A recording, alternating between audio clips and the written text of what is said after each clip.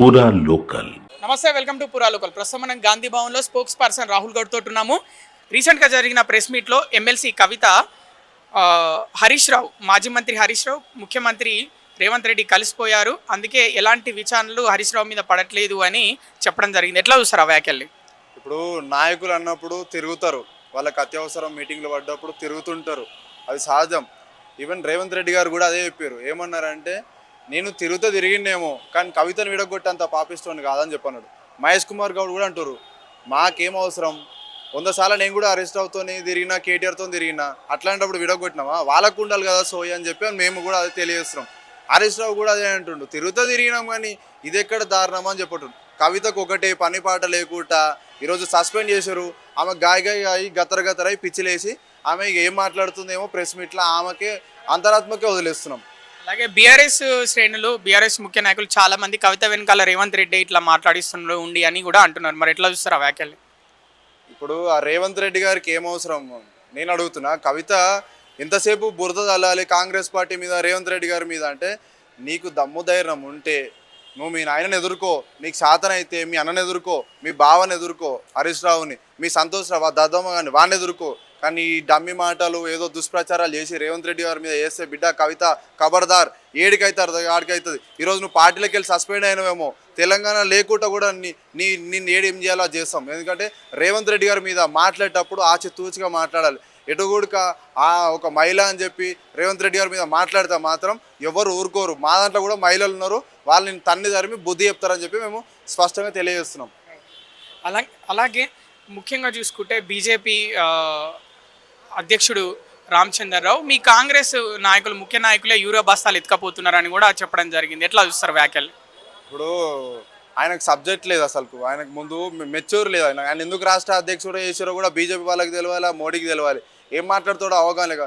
రాష్ట్ర ప్రభుత్వం ఇవ్వాలా, యూరియా కేంద్ర ప్రభుత్వం ఇవ్వాలా? నేను అడగదలుచుకున్నా, రామచంద్రరావు గారు బాగా మాట్లాడుతారు కదా, మీరు ఎన్ని మెట్రిక్ టన్నులు ఇచ్చారో మీరు గది చెప్పాలి. నీకు ఆ లెక్క కూడా తెలియదు, నువ్వు యూరియా బస్తా గురించి మాట్లాడుతీవి. సిగ్గుసేటు అసలు నువ్వు ఇట్లాంటి మాటలు మాట్లాడదు. ఎందుకంటే నువ్వు కొట్టాల్సింది పోయి మోడీతో కొట్లాడాలి, మీ బండి సంజయ్, కిషన్ రెడ్డి వాళ్ళ మీద కొట్లాడాలి. నువ్వు రాష్ట్ర ప్రభుత్వం మీద ఏదో నిందేద్దాం అనుకున్నావు కానీ నీకు సబ్జెక్ట్ తెలియకపోతే తెలుసుకో, ఎన్ని మెట్రిక్ టన్నులు రావాలో యూరియా గురించి తెలుసుకొని మాట్లాడు. ఇట్లాంటి మాటలు మాట్లాడితే రామచంద్రరావు నీకు తగిన బుద్ధి చెప్తారు. మీ బీజేపీ కార్యకర్తలే నవ్వుకుంటారు నువ్వు మాట్లాడుతుంటే. ఇంకా కాంగ్రెస్ వాళ్ళు ప్రజల దాకా కూడా అవసరం లేదు. యూరియా కొరత రావడానికి గల కారణం ఏంటి?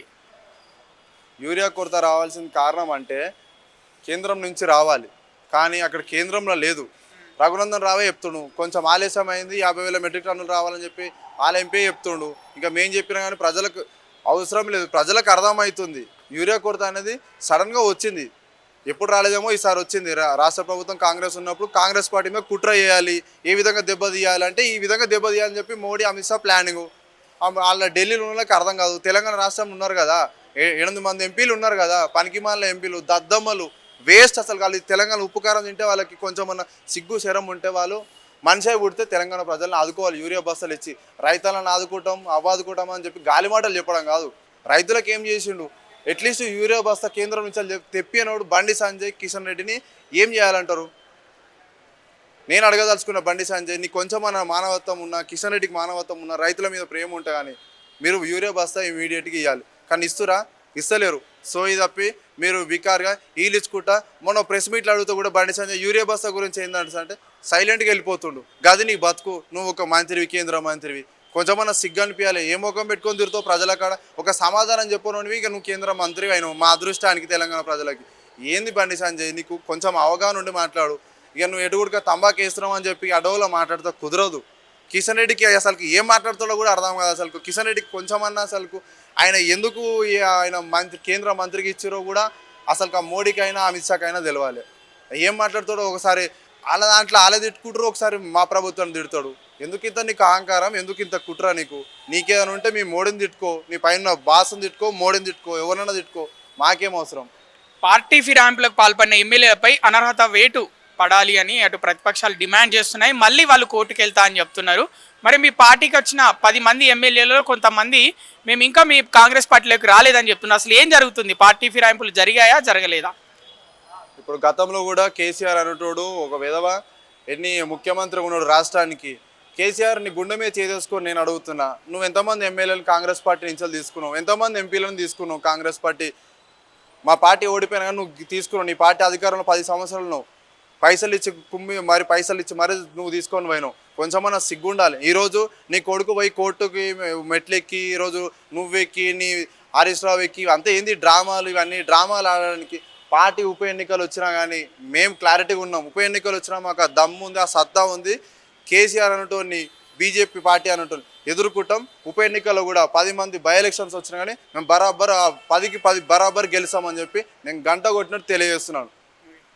కరోనా టైంలో కూడా అప్పుడు రాష్ట్ర ప్రభుత్వానికి అప్పుడు ఆర్థిక వనరులు లేకపోయినా మేము అప్పుడు ఏదైతే సంక్షేమ కార్యక్రమాలు ఉన్నాయో ప్రజలకు అందించాము. కానీ ఇప్పుడు రేవంత్ ప్రభుత్వానికి చేతనైతే లేదు. సంక్షేమ పథకాలు ప్రకటించింది కానీ అవి ప్రజలకు అందట్లేదని బీఆర్ఎస్ వాళ్ళు అంటున్న పరిస్థితి. ఎట్లా చూసారు మరి ఆ వ్యాఖ్యలు?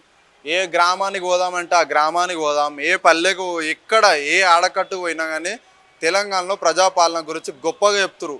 కేటీఆర్కి కళ్ళు నెత్తికెక్కి అహంకారంతో బల్పు మాటలతో మాట్లాడుతుండు. బిడ్డ కేటీఆర్, నువ్వు గుర్తుపెట్టుకో, నువ్వు ఇవే పిచ్చి పిచ్చి మాటలు మాట్లాడినావు అనుకో నిన్ను ప్రజలే నీ చెప్పుతోని కొడతారు. నువ్వు ఎందుకు అందుతలేవు కేటీఆర్? నేను అడగాల్సుకున్నా నిన్ను.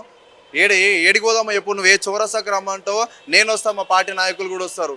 ఏ పథకాలు అందుతలేవో చూపి, నువ్వు 6 గ్యారెంటీలు అన్నావు, ఇంకేవైనా సరే అవన్నీ అమలు చేస్తామా చేయలేమా? మీరు 1,00,000 కోట్లు తిన్నారా నాయన, 1,00,000 కోట్లు కాళేశ్వరం మీద తిన్నారని చెప్పి మీ కవితనే చెప్తుంది. ఇంకా సిగ్గుసేటు అసలు మీ బతుకులు ఒక బతుకులు. మా కాళేశ్వరం పోయి దుంకి ఆడవాడి ఆవురాడ ఇంకా మాట్లాడుతారు. మీరు మనిషే పుడితే మీరు ఇంకా పార్టీ మీద నిందలేయడం కాదు. ఎందుకు అహంకారం? 10 ఏళ్ళు మీరు పాలించారు కదరా, ఏం చేసిర్రా నాయన? కేటీఆర్ నేను అడగదలుచుకున్నా. కేసీఆర్ ఫామ్ హౌస్కి పరిమితమైన అసెంబ్లీకి రాని విధవ ఈరోజు మా పార్టీ గురించి ఆలోచిస్తుండు, మా పార్టీ మీద నిందలేస్తుండు.